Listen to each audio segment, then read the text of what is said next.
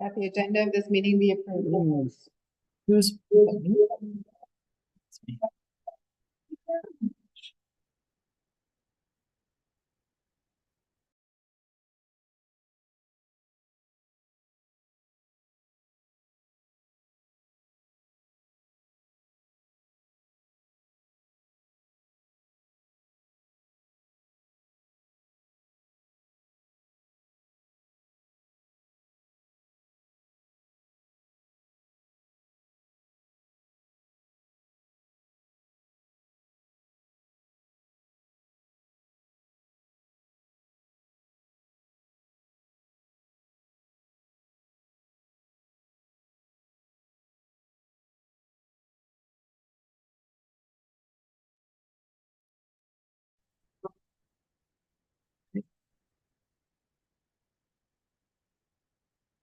Celeste, can you hear me? Yeah, I can hear you now. Sorry, I just put my hand up because we couldn't hear anything. Yeah, we thought so. I was asking for like all in favor of the motion to adopt the agenda and no one was putting up their hands. So I thought, all right, can everyone hear us now? Yep. Yeah, Rachel, you're good? Lisa? Yeah. I can now, yeah. Okay, fantastic. Okay, we've had Melissa read the recommendation to adopt the agenda and April has seconded that, and so I'm asking for all in favor at this time. Any opposed? All right, seeing none, that's carried. And we have a recommendation to adopt the summer minutes. Have the minutes of the committee of the whole meeting held on October 9th, 2024 be adopted. Thank you, April, all in favor? Any opposed? Five, thank you. And none opposed, that is also carried. That brings us straight down to item number 5, information items, and that's the trustee calendar update, and I'll pass that over to Danielle at this time. Thank you. Okay, we have Trustee Academy already. It's next week. It starts next Thursday, so it's November 21st to 23rd. And it's starting at 1 p.m. We're going to be at the Westin Bayshore. Excuse me. We have booked dinner at Cardero's for Thursday night. And because we have like a speaker and stuff in the evening, we booked an early dinner for 5. Yeah. Chris will be there for sure. I don't think Chris will be joining us during the Thursday afternoon, but I will be with the rest of you because Chris has an all superintendent's meeting that day. All day on Thursday. Yes. He's coming for dinner and he'll be with us for the speaker, I think, in the evening. And then Paul also has something here happening at the school board. He's doing an education leadership session. So he'll be joining us in the evening for sure. I'm not sure if he'll be there for dinner, but he might be running a bit late, but he will be joining us later that evening. And I just want to check and see if everyone's still able to attend. So right now we have registered Rebecca, Cynthia, yourself, okay? Yeah. Melissa, April, yeah, and Lisa, still able to attend? Okay, great. So far the rooms and the parking have been paid for. We've just paid for self parking, not for valet parking, self parking. And if you do decide to do valet parking, we'll reduce that amount off of the valet parking, how much it was off your expense claim. So that part would be coming, the difference between regular parking and valet parking would come off Okay. out of your pocket, yeah. Excuse me. Trustees can claim per diems for lunch on the Thursday and also dinner Friday night and lunch on Saturday. I think Archie knows already that I'm there Wednesday to Sunday. Because I'm the PD person for the branch. Right. I think Archie was going to ask you some questions about that, but maybe offline. Okay. So, any questions about Trustee Academy at all? Oh, okay. Okay, and then next we have a school learning plan that's on November 27th. So we have two that day. One is for Whistler Secondary and one is for Myrtle Phillip Elementary. The Whistler Secondary School one is going to be attended by April and Cynthia. Does that still work for you, April and Cynthia? Yeah.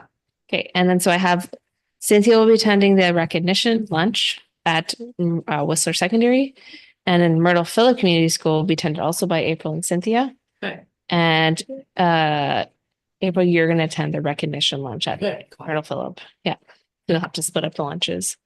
All right.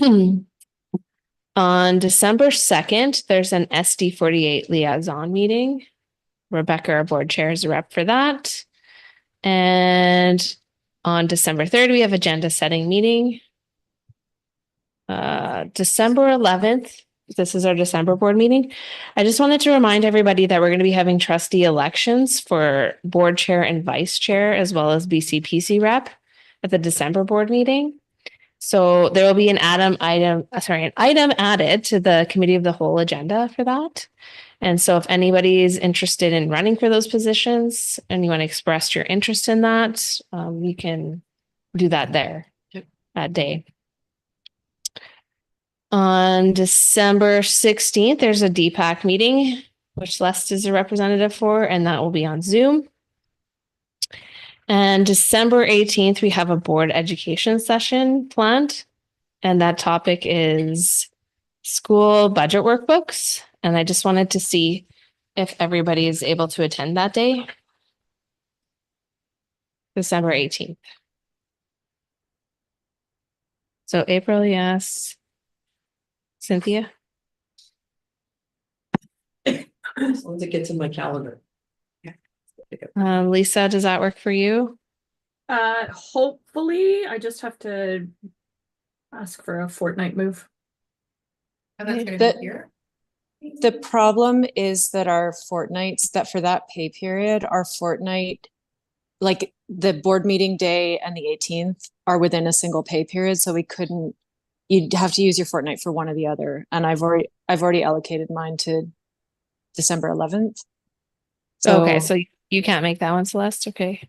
I could only, like, I have one day off every 2 weeks. So because when meetings are in the same pay period, I can't get another day off.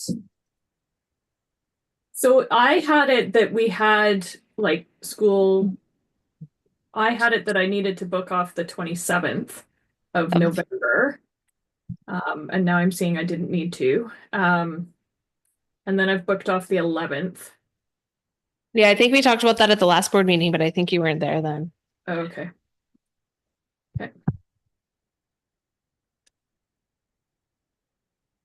Do you want to just get back to me, Lisa? Yeah, I'll see what time are you thinking? What?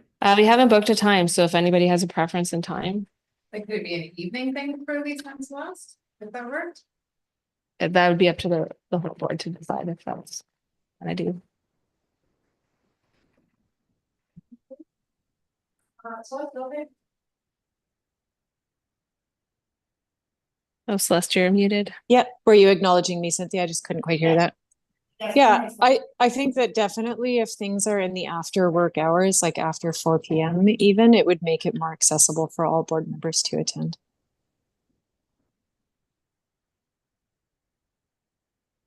Any other discussion on timing of this event?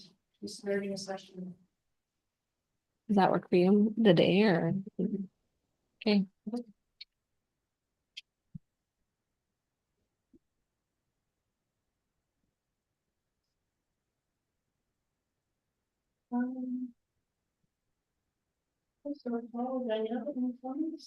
I think that's at the, I think that's at the whim of the board. What I would say is just to, when we're looking at the dates and timing, happy to support that. I would just ask that there's some consideration given depending on what's happening in that work week for folks, because for staff, of course, that's just the extended day, which we're happy to do, but we just want to ensure that the dates weren't before, you know, something big the next day that we need to be prepared for, and that we would just be mindful of the length of time to allow for that. But again, I have no no issue. It just might have an impact on who else we're inviting. If we're inviting other folks to come, we just have to ensure we're taking that into consideration, because while senior staff, as part of contracts is expected to be there in the evenings, that's not the same for all staff. So it's something I'm sure we can work out to accommodate everyone. One, if at this point, we leave it to staff to get all of the information about who's coming to this education session and what that week looks like for staff. And then maybe you could put out like a little Google poll with maybe like a morning session and afternoon session and evening session for that day. And then all the trustees can answer that survey and we'll go with the majority. Okay, I also have, we also have a board education session placeholder for January 29th. So what Archie and I will do is we'll send out both options and see if that works better or which one works better. And we can have everybody do like what their preference is, if it's during the day or evening, and then we'll go with majority. We have both of those in our calendars, either the 18th or the January 29th. So we'll just see what works best for availability. How does that sound? Sure. So maybe set up for both those days. Yeah. And a variety of times. And the 18th is pretty close to Christmas break. That might be pretty busy. Yeah. Everybody. And also you might not be around. So Chris Nicholson might not be able to attend as well. Well, that works for everyone. We'll go ahead and do a survey. Celeste, I see you have your hand up. You want to go ahead? Yeah, I'm just looking at my calendar and I have the 29th of January allocated for board education day. I have that day booked off as a result. So I can't recall what the conversation was the last time, but I've put it in my calendar that we're receiving education on that day. Okay, April, go ahead. I think, I'm not 100% sure, but I think the 29th of January is the BCPC The conference. 30th. Just 30 and 31st. Okay, thank you. I don't think it's true. Okay. It's close. Well, let's wait for the survey to come out and then we'll have those dates collated and we'll go with the majority, and then that is after our next board meeting. So I guess we'll get the information on what the date is at our next board meeting. Yeah. Okay. Thanks, everybody. All right, thank you for that. Okay. That brings us to item B, BCSTA Provincial Council, and Melissa, that's over to you. So I was telling you guys earlier, I had some beautiful notes on my phone with pictures and all sorts of things, and I went to grab it.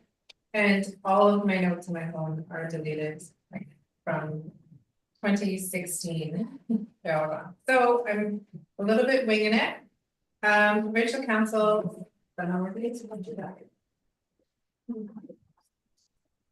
All right, a non-blinking microphone. When I first got there, I sat beside, this is interesting, but it's not really relevant to anything.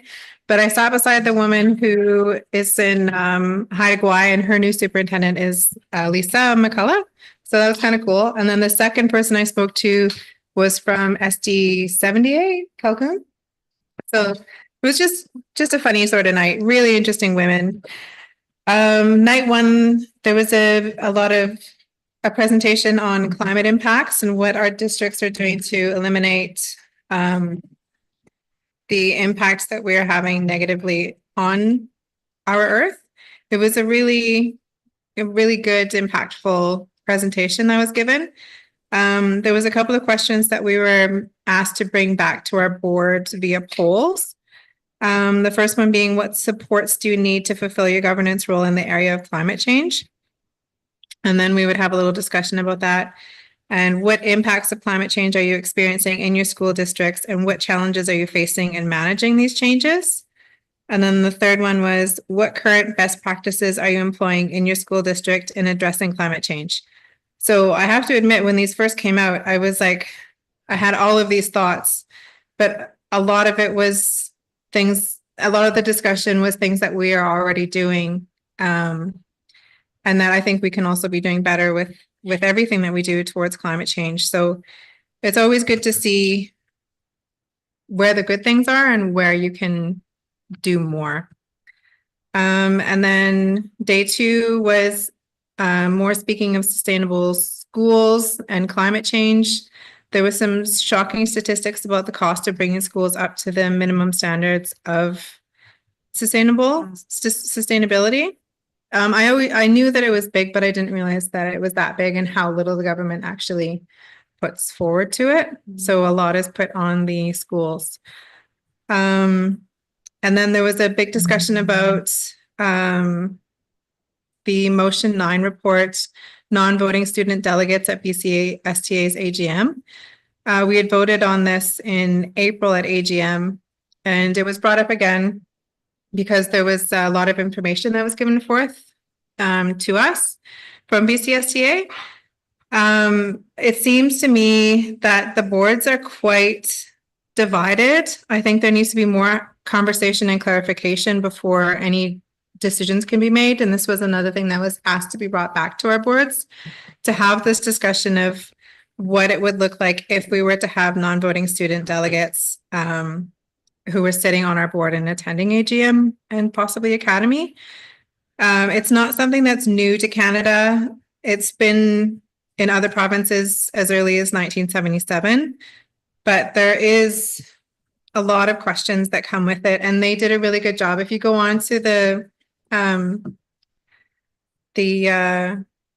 what's it called? Provincial Council BCSTA hub, there is the whole breakdown on there of all of the information. A lot of the cons are just the sheer size of Academy and AGM.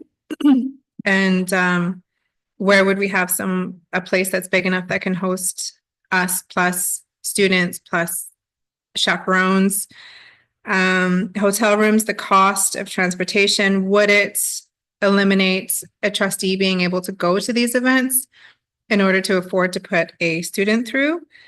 Safety and supervision, liabilities, confidentiality, and equity. How do you choose if you had 2 or 3 children who are not, or students who are sitting on your board? How do you choose who gets to go? So there's a big equity piece. There was a part as well, if students go, then who is next? There are many valuable voices to hear. I'm not sure. I think I could kind of go either way with that one, because I feel like if we're inviting student voice in, it's for a really good reason. But yes, we should be needing to hear from other people, and that's why we have partner group meetings and surveys and such too. I don't know. There's a lot to think about. It's not an easy answer for sure. And also to make sure that if it is something that is brought forward and each district does have a non-voting student delegate, it has to be meaningful. They have to have a meaningful input. We can't just be going through the motions of it. So it was a really big conversation, and there was a lot of passion in there from people for it and people against it. And some of us just sitting there going, yep, nope. So it's a lot to think about. I do suggest going on to the BCSTA portal and having a look at it. It's a really well thought out and displayed document for us. And then we did some voting things, the place was really cool. I loved the whole experience. Cynthia knew that I would, and I really did. It was really great. And it's a smaller group than AGM and Academy. Mm-hmm. So you get to have conversations with people on a more meaningful base, and you don't have the comfort of your humans with you. So you do have to put yourself out there and make yourself vulnerable and have fun conversations and hard conversations and all of it. So it was really great. Thank you. Thank you for that.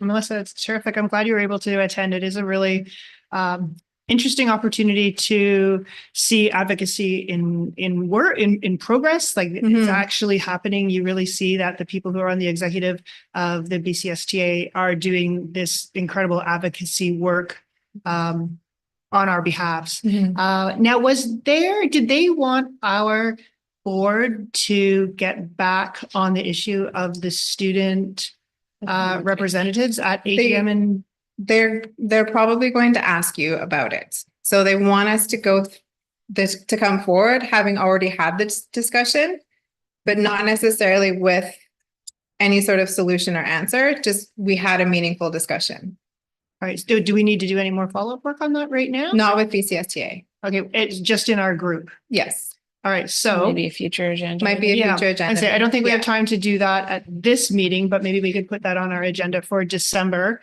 And if everyone can come prepared, reading that document that is on the hub, with their thoughts, feelings, passions, we could have meaningful discussion. Yes, April, please go ahead. think, we did vote on this in the AGM, but it was really close, if I remember, super close. So You're right. No wonder the conversations have continued because Melissa said that it's a yes, yeah, like two sides. Yeah, Mhm. and So maybe new It information was would be appeared. good.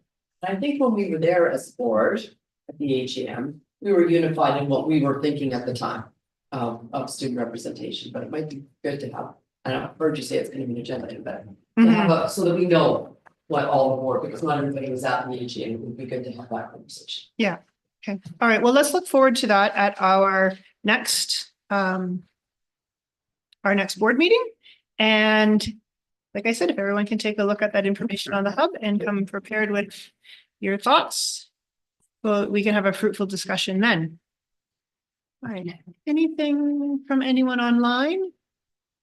Seeing not, let's move on to the discussion items. The first one is the South Coast Branch agenda items, and that's me. I and also Lisa and April received an email from Stasia, who is the South Coast Branch president, and she's asked if we could add any items onto the agenda that we might be interested in discussing at our meeting during the Trustee Academy. So I will leave that to individuals to do on their own at this point. I think just send it on to Stasia. And she also had a couple of attachments to that email, and I will send those out to everyone. Let me see, what did I write down? Yes, she had a copy of the South Coast Branch Constitution with some notes and a draft of the South Coast Branch motion building process. So I think this motion building process is actually something new. Like I said, I'll send a copy to everyone. If you can take a look and then be prepared to discuss that at Trustee Academy. I think that's where we're at with both of those items. And that's it from the South Coast Branch update.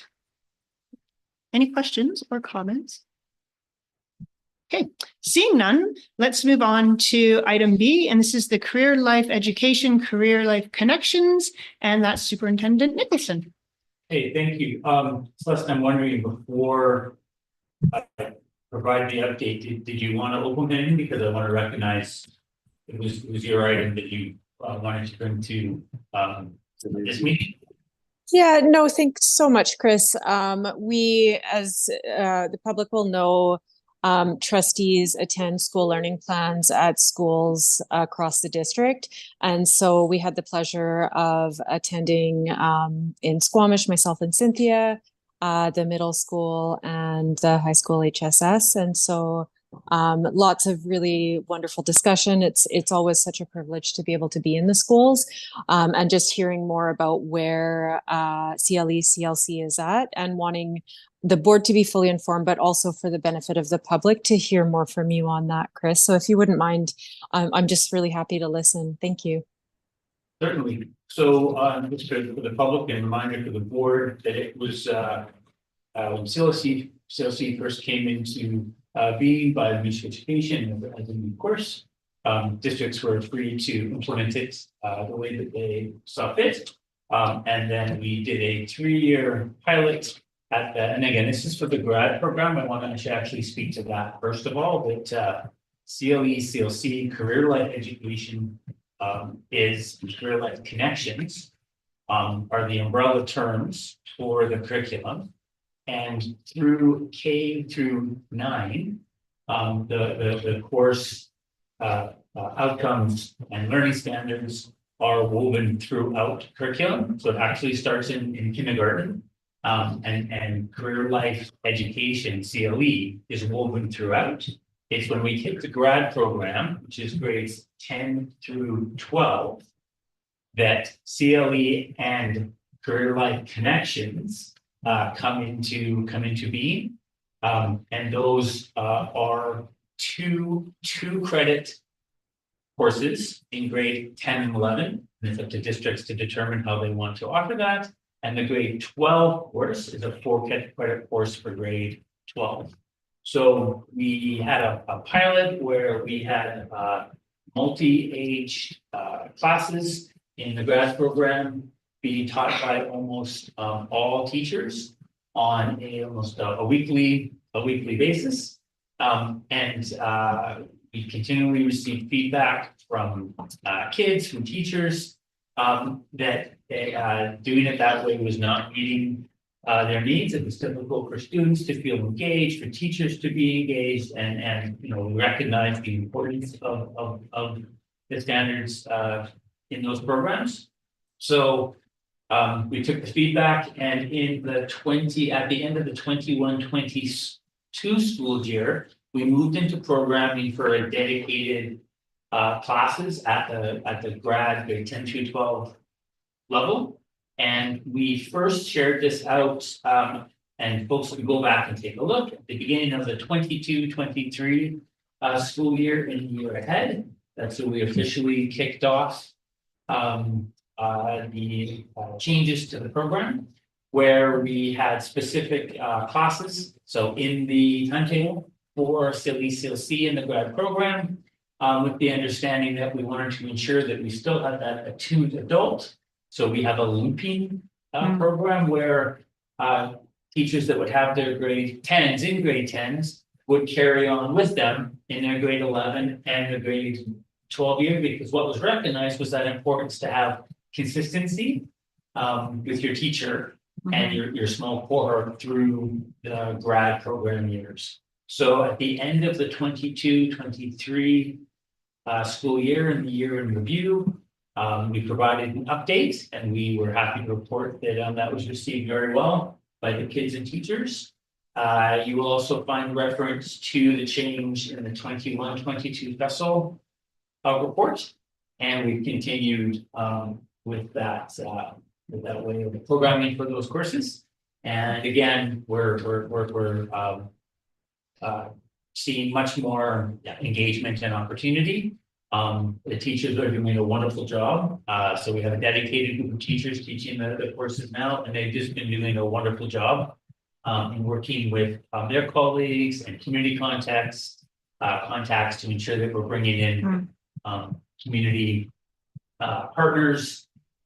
So at the grad program level, I'm happy to report we're seeing a lot more engagement, and of course the course completion has not been an issue because of this.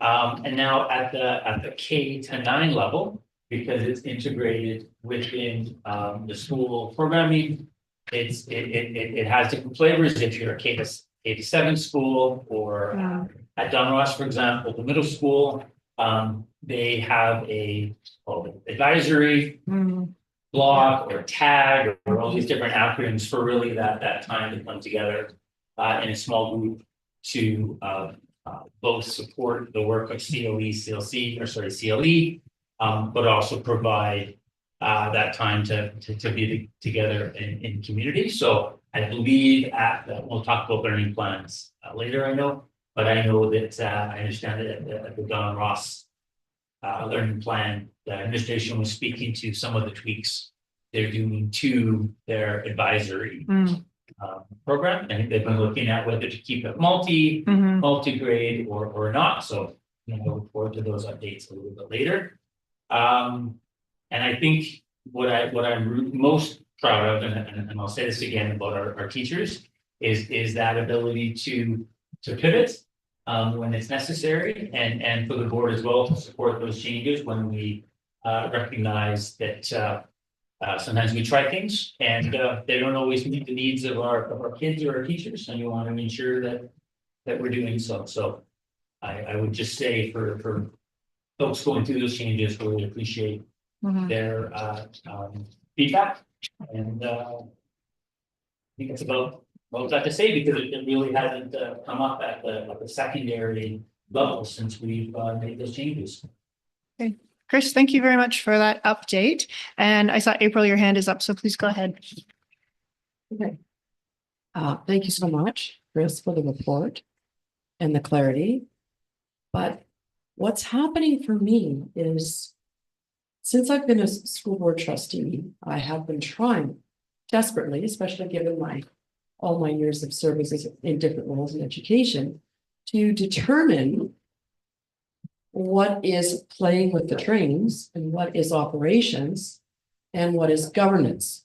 So from what I can, like, I'm trying to do a good job of that. And now I'm confused, because it seems to me that CLE, CLC would fall under operations. And while I love hearing about it, and I could go on hearing about what the science program in Sea to Sky is like, or what the kindergarten program is changing and developing, or what is happening between grade 3 and 4, or let's go on further, what's happening between letter grades and why aren't they dropped at grade 10, 11, and 12? Like, we could take up an awful lot of our board time doing things that I was beginning to learn was operations and playing with the trains. And so it's not helping me. I'm having a hard time understanding. As much as I said, I love hearing about all of those things.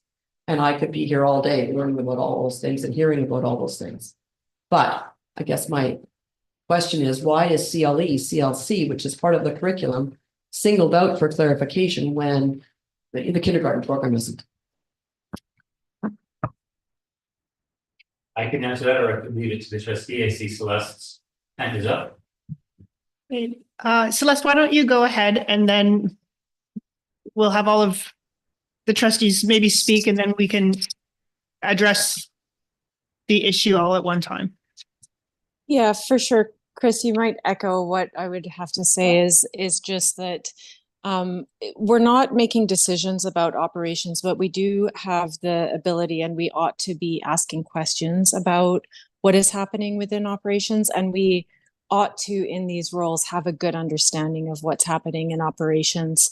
Very briefly, I just want to say, like, with respect to CLE, CLC, it wasn't really clear to me the reason why we eventually made changes, because there was such a great effort on behalf of students and the community, I think, as a whole, to communicate with the district about that. And I think at the end of the day, it sounds as though students stopped going.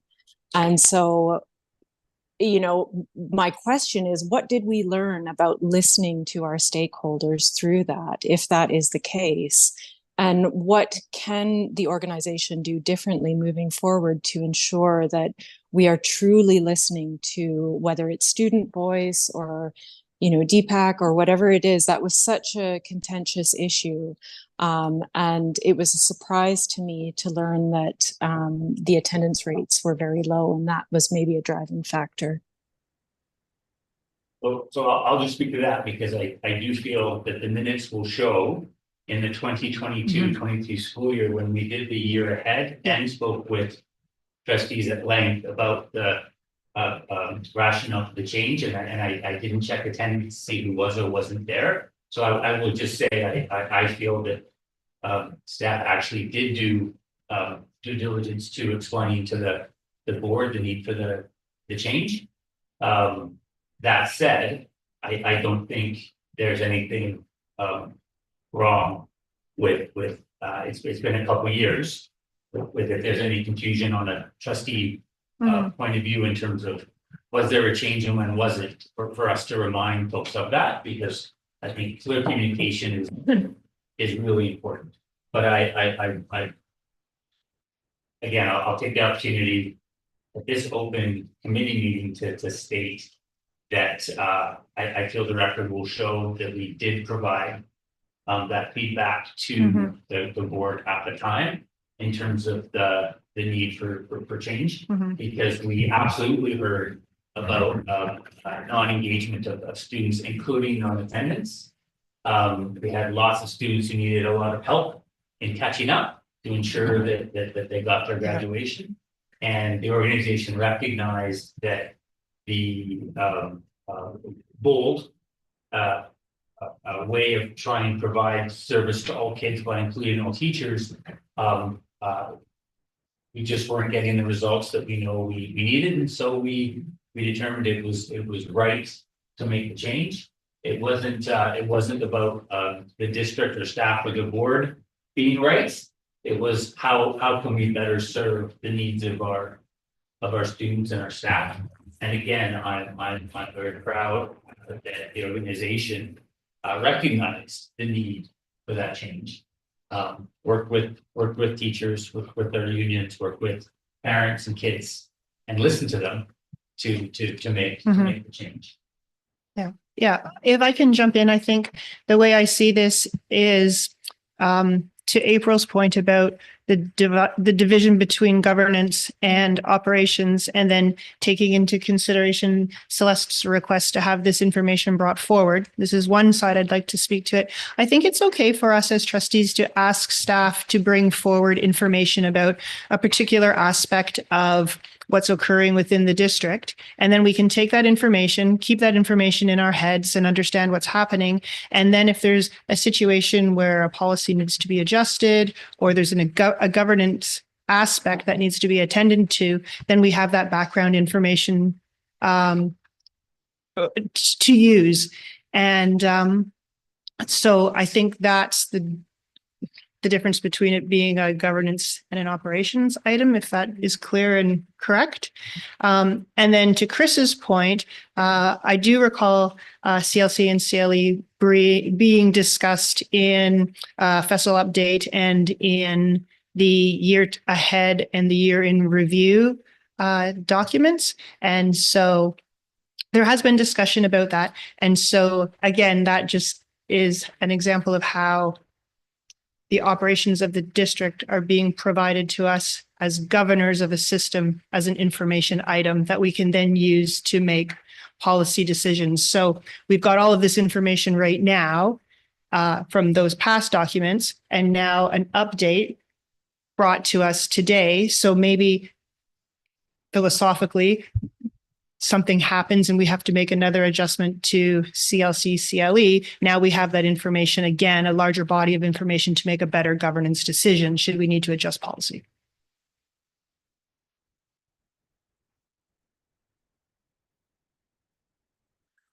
Melissa, go ahead. CLE is something that's been brought up a lot in our house and on the streets, talking to parents and students and teachers. And it was a very hot topic. And my kids were some of those kids who had really low attendance. They didn't jive with CLE. The teachers were struggling. They all tried really hard. It fell off the cliff. And I have heard nothing bad about it this year. So I want to thank you for hearing us and changing the way that CLE and CLC is done. Last year as well, because we made the change.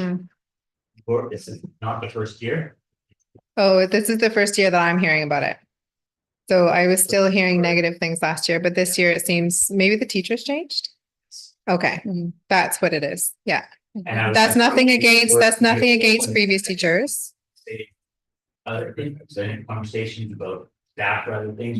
I have nothing bad to say about staff. It was just a question of change, yes, but nothing bad to say. Everyone tried really hard. And it sounds like things are on a trajectory towards improvement. Yeah. Okay. Maybe I'll hand it over to Celeste for one more comment. Yeah, thanks so much. And, I hear a little bit of frustration from you, Chris, in me asking the question. You've said that we had already talked about it. I do pay attention at our meetings, and I was there for those meetings. I just felt surprised in what I heard at the school learning plans. It was just different than what I recall being reported out to us. And so I just want to fully understand, and I would hate for any trustees to feel that they can't ask questions or that their questions are stupid. We can ask any questions, and we should ask any question. If we don't feel that we have the full story on a matter, I want everybody to walk away, and I'm sorry if some of these questions feel difficult or annoying. I'm not trying to be annoying. I'm trying to feel fully informed. And I also want, at the end of the day, like, if there's any point in that with respect to that particular issue that we ought to have listened sooner before students stopped attending, I want that to be kind of the takeaway from that whole story is like, do we have mechanisms in place to listen to our stakeholders and make changes early on enough that students aren't missing maybe a whole entire year of a course that's important? I think as with all things, there are challenges that we can't foresee. There are challenges that come up suddenly, and that change takes time, and that we just need to be respectful of the process of change. Everyone's comments are valid. Everyone's comments are important. And I think moving forward from this conversation, I feel like our takeaway is that if as a trustee, you're interested in a particular topic, something that's happening in the school, then request that it be on the agenda as an agenda item. And it can be addressed in as fulsome as a way as possible. Are there any other comments or questions? All right, seeing none, thank you for that update, Chris. And we'll move on to item C, which is a meeting with the new MLA, and that is me speaking to this. As many of you know, we do have a new MLA in the Sea to Sky West Vancouver region, and that is Jeremy Valeret. And I'm curious if people are interested in inviting him to come and meet with us and discuss all things education and education funding related, or whatever other topics people might be interested in speaking about. Is there any interest in having him come to meet? Maybe we can just have a show of hands. 1 hand, 2 hand, 3. Oh, you guys are the same people. These are all right. All right. It looks like me. Okay. It looks like everyone is interested. So perhaps we can ask Danielle, would that be you, to reach out to him? Yeah, what we'll do is we'll send him some board meeting dates Sure. and see if any of those work for him. If he's available at any time. Okay, that would be fantastic. And then once we get a date, maybe the meeting before we meet with him, we can brainstorm some topics that we would like to discuss. Terrific. I think it would be a great opportunity to introduce ourselves and see what kind of advocacy we can get him to do in Victoria. Excellent. Thank you for that. We'll move on. Oh, sorry, Celeste, go ahead. Sorry. I don't have you on my screen on the computer, so I have to keep looking at the big screen. No, you're doing a great job, Cynthia. I would just maybe make the suggestion that prior to an invitation, why don't we just do it in reverse? We think of what we actually need to talk about with him so that we're making the best use of his limited time and our limited time, and then extend the invite. Like once we have the things that we want to meaningfully discuss with him, because it might not, if we reach out and be like, hey, we want to meet with you, but we don't really have anything that we actually need to discuss with him, we could meet with him. I think we could discuss funding. Okay. If you discuss funding. Totally fine. If you have, a concrete list of things, but perhaps we could have a discussion and maybe it's better served in camera for the time being or something like that. I just feel like having a really good idea about how we're going to use that time before we extend an invitation would be not a bad plan. Just my 2 cents. Yeah, I think, let's see when he's available, when we're available. My suspicion is it won't be for quite some time. And then, like you say, make sure we're all together prior to our meeting with him with some concrete topics to discuss. Definitely. Yeah, it would be a waste of everyone's time if we got together and had a meeting with no purpose. That would be meeting for the sake of meeting, which we don't want to do. So, point well taken. Let's reach out. And like you say, we'll put that brainstorming topics to speak with him about onto an agenda item prior. Lovely. All right. Anything else on that? Okay, seeing none, let's move on to drums. And Superintendent Nicholson, that's back to you. I just wanted to report out on the request, Melissa, about could we potentially look at making drums to bring to the ceremony and whatnot, and the board wants to look into that. So I'll share two things. One, that there would be an opportunity to be an upcoming education session. The Leewat Cultural Center provides an opportunity to make drums. Both two options, a 10-inch drum for $95 a person, and a 16-inch drum for $180. It's over a 2.5-hour period. So the opportunity to learn to make a drum provided by folks who have that knowledge is something we could certainly do. The second part about bringing drums to schools, to ceremonies, etc. Protocol would be that you would need to be invited by the host nation if you have a drum to bring a drum. So we can certainly share with folks that our board has made drums, and it is their prerogative of protocol to invite anyone to bring a drum if they have one, or often like a 24-hour drum, they'll have extras and share them out. But you would need to have that invitation to bring them. Okay. I did not know. Yeah, no, it's Thank you. good learning for me as well.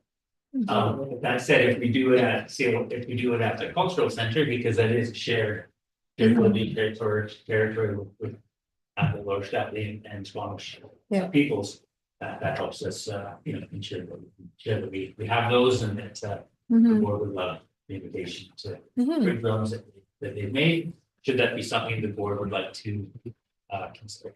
Okay. Sure. Okay. Thank you for that update. With that information, do we need to make a decision right now if we would like to make that part of our trustee learning and put that sort of in the list? Like we may not get to this until next year, because I think our list is already full for our schedule is already full for this year. Well, we do have, I think, the June education session earmarked for Truth and Reconciliation. So I guess it's like up to the board if they want to have a Truth and Reconciliation session that is like for this or for something else. Okay. That sounds like a great idea. Okay. All right. So we have, could we put this item on our next agenda, a discussion about what we're going to talk about at that December or that June trustee education session? And maybe we can make sure that financially this is also a good decision, because $180 each. Well, that's if you're getting a big one. Or 95 each, make a decision there in total. And then if there's maybe anyone has other items that they would like to have as that education session, then we'll have an opportunity to discuss those, and we can weigh the pros and cons of all of the options and then make a decision in December or June. Melissa. Oh, wait. Okay, Melissa will wait. Anyone online? Rebecca, I haven't heard from you in a while. Or Rachel, I haven't heard from you for a while. Is everything okay? Good sound? Good. Yeah, sometimes it's been going in and out, but it's good right now. I took my headphones. Okay, yeah, headphones tend to be better sometimes. It's true. All right, any comments on drums? I'll make a comment quickly, Cynthia. I think that just really understanding what we're choosing between prior to the discussion on this would be a good idea. This is one option what were the other things that were potentially slated for a Truth and Reconciliation education session, just so we have like all of the choices. Resources are limited, so just so we can really and if it's even possible to distribute that in advance so that we can have a chance to think about it before we're sitting on the spot. Yeah, well, why don't we have all of the information come to agenda setting? So if other people have ideas about what they would like to discuss in June, get that in time for agenda setting. And then when we do the agenda setting, we can have an attachment to that item, which would be the June education session for trustees. And then you could open that attachment, see what the options are, and then we can have the discussion. Does that work? Does that seem? I don't want to discuss this. I just want to say it quickly, but when you're making a drum is the time to also have discussion. So could we not do two things at once? I think, I don't think that would be, At the You don't think SLCC so? session, they probably have a set, we probably have instruction. would be my guess. Yeah. To go through the cultural significance of drum making, what it represents, so it is an education session. Yeah. It's not necessarily truth and reconciliation. But again, I think my recommendation is either at the December or January, because we have time. And I thought, actually, think that is what you said, and then Celeste activated, which was to bring some ideas forward before having to make that decision, so folks have time to think about what they'd like to do. Right. And I think Colleen might have some options too. She had mentioned to me about some ideas she had as well. Okay. So, Sounds great. Well, if you can collect those from her Yeah. and maybe add that information in, that would be great. Okay, we have 7 minutes to finish up this meeting. And our next item on the agenda, I think, sorry, not to rush through that, but I think we've concluded. Yes, okay, great. Our last item is District of Squamish letter regarding Squamish Elementary, and Superintendent Nicholson, I'll hand that to you. Yes, and I think do I need to ask Lisa? Oh, and yes. Celeste to drop from the conversation, because Lisa for sure. It concerns the municipality. Yes. I think, Lisa, given your title, I think it would be important for you to drop off. I think you already know what's coming, but You probably already know it's about. Well, it's good at the end. I think, yeah, no, I think Lisa would probably just need to step out of the meeting. Yeah. And then we can it's text. something fun. Yeah. Okay, so just. Can I ask a question, Danielle? If this is a public meeting, it's not like she could recuse herself from voting, but she doesn't have to leave. Oh, that's true. She could just not abstain. You Thank can you. just That's abstain. correct. Yes, yes. Yeah, thank you. Okay. Let's So do that. you'll be asking us to make a decision on a matter related to the municipality. So because Lisa and I work for the municipality, we will not participate in voting. I actually think you're probably fine, but Lisa's directly involved, so. We'll let you make your Yeah. determinations. Not anything major. Yeah. I just want to Yeah. make sure. I not really knowing what exactly you're going to say, I might abstain just out of caution. Yeah. Okay, Thank you for All right. protecting me. Thank you, guys. okay. All right, Chris, go ahead. Yeah, so very, very simply, we've noted an increased concerns around safety when crossing from the main road through the Jumar shared property to Squamish Elementary School. We have been working, and Sarah Hain, the principal, has been working really hard on her own behalf as principal of the school with Jumar and specifically the commercial section, where there is designated parking for commercial vehicles. Unfortunately, during the beginning and ending of school times, many commercial vehicles are choosing instead to park in the easement, in the access lane, entering into the school. So kids who are walking, families who are driving, staff that are trying to get in and out are having to go around parked vehicles. So our Ian, as part of operations, has been in conversation with Strata, the commercial Strata, as well, alerting to them to our concern. But we recognize, or Ian clarified for us, that the responsibility for the access, the easement is actually the municipality of Squamish. So we are simply asking for the board to draft a letter asking the municipality of Squamish to, the suggestion is to, improve signage and improve essentially painting of the lines and some enforcement. Because as we know, if there's a few tickets or towed vehicles, where we'll get out and hopefully that will stop. But I would just say, I would ask for the board, government support around safety for our kids. And then we would also want to be informing the strata that we of again, the board's engagement in the issue, and that we've asked the municipality of Squamish to help us in ensuring safe entry and access to the Squamish Elementary site. That seems quite straightforward to me. Any questions or comments? Okay, so would you like a motion? Yes, to direct staff to draft a letter? Share. Sure, maybe I'll give, Archie, can I give you a second to draft a motion and then we'll have someone read that? April, go ahead. Make a motion. Or hang on, one sec. Archie will draft one if you Yeah. want to then just, Is the yeah. motion going to be specific? Probably. Like Chris mentioned, signage, safety, enforcement, Yeah, I would Yeah. ask that the board trusts staff to do that. to do that. Okay. Yeah. Yeah, and of course, we always have to, so it's through communications, is through the board chair and vice chair, so the draft would go to Rebecca and Cynthia for approval on your behalf. Yeah, people don't look at signs. Just You just have to don't make park here. bigger signs. Big car, big sign. Okay.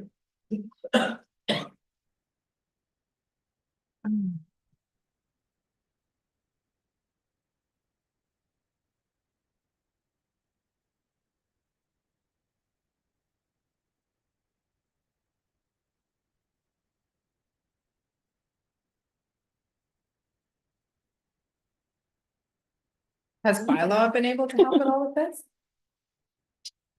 So that's what we're going to be asking. Oh, they haven't actually done, they haven't been there yet. Okay. I don't know, they have been notified specifically the trustee. of the callers. Just wait for a motion. Upping the, I think it's important to enforce that. Definitely. It's a huge safety concern, just especially if there's big commercial vehicles in the way. That is very, That's scary. that's very to concerning. go into Yeah. Funny lane. Yeah. Yeah. Been there. And just even little ones walking past on bicycles or scooters or whatever it is. All right, there's the motion actually. If That the Board of Education write a letter to the District of Squamish to take additional measures for safety around Squamish Elementary. Does it need you to have the word parking Or traffic. or traffic or? Should say traffic. Traffic, yeah. More specifically parking, I'm thinking. Traffic and parking. Yeah. I think, Do we need to vote that We down? understand that. I- No, no, yeah. she's still writing it. Okay. Yeah. there we go. Or may we still entertain conversation? Well, what, okay, we'll read the motion and then we'll have someone Okay, that the second and Board then of we'll have debate. Education write a letter to the District of Squamish to take additional measures for traffic and parking safety around Squamish Elementary. That sounds specific enough to me, but. All right, how about a seconder? Melissa, go ahead. Okay, so April, you get to speak first because you moved the motion. Go ahead. It sounds good. You're good. Okay, Melissa, you were the seconder, so you get to speak second. Any comments? I think it sounds good, but I'd like to hear what Lisa has to say. Yep, okay, and now we'll open it up to discussion. Lisa, I think that's you. So I appreciate the board in endeavoring to protect me from potential conflict, as I do. My day job is to work within the bylaw department, and I feel that it should be mentioned that the bylaw department can only enforce on municipal property, and the easement is not municipal. So the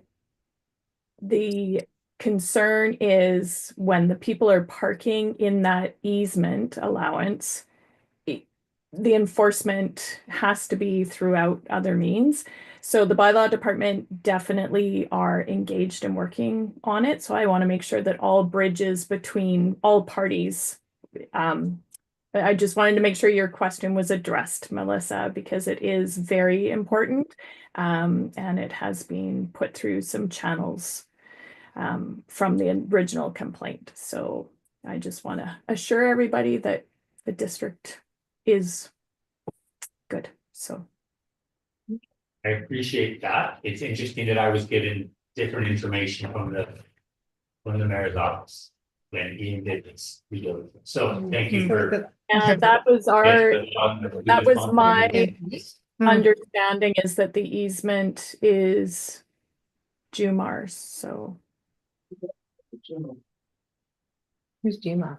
Again, I would still ask the board to allow staff to write the letter, because then I think we can get an official. Writing back, yeah. And then we can take it from there. Yeah. Yeah, let's. Thank you, Lisa. Thanks. Yes. Thanks, Lisa, for that.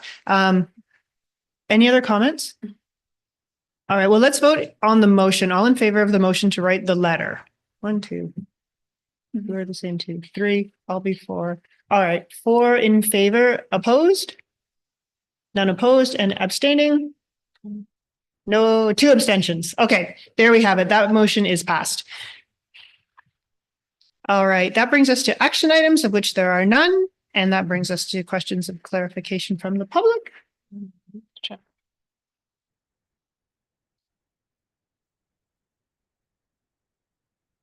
No, there's nothing. And nothing there. That means that all of the business of this meeting has been attended to and that we can call this meeting adjourned. We will log out of this one and log right back in as we are due to start our next meeting at 2:00 and it is 2:03. So we'll see. Oh, 2:15? Oh, sorry. We have a little bit of time. Thanks, Chris. Sorry, I had it on my thing that we were to finish at 2:00, but I didn't have the start time. Good. Okay, so